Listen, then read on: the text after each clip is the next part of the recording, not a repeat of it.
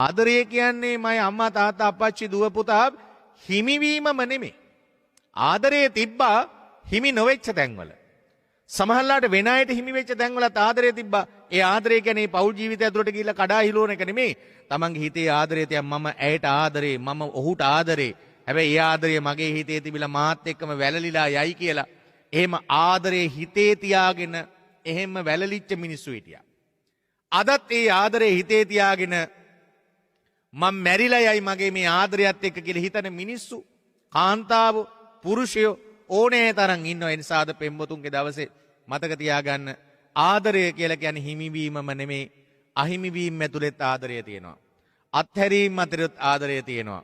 අනුන්ට හිමි වෙන ඒවා ඇතුළෙත් ආදරය තියෙනවා. ඒ අනුන්ට හිමි වෙන ඒවා ඇතුළෙත් අනුන්ට හිමි වෙනවා දැකලා මගේ ආදරය තව කෙනෙකුට හිමි වුණා කියලා කල්පනා කරලා ආදරයෙන් කල්පනා කරන මිනිස්සු ඉන්නවා, කාන්තාවෝ ඉන්නවා. ඒ නිසා අද පෙම්වතුන්ගේ දවසේ අපිට මුලින්ම ප්‍රාර්ථනා කරන්න තියෙන්නේ ඔය ඇත්තන්ගේ ජීවිත ආදරයෙන් පිරේවා. වැඩිහිටි ජීවිත වෙන්න පුළුවන්. වෛරය, ක්‍රෝධය, පලිගැනීම, Taman ප්‍රේම කරපු කෙනා, ආදරය කරපු කෙනා, ආදරයෙන් තමන්ගේ ජීවිතයට කැඳගත්තු කෙනා.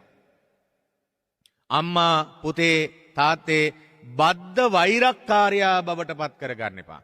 දකින්න කැමැතිම නැති කෙනා බවට පත් කරගන්න එපා. එනිසා අද පෙම්වතුන්ගේ දවසේ මෙන්න මේ කාරණා ටික මතක තියාගන්න ඕන.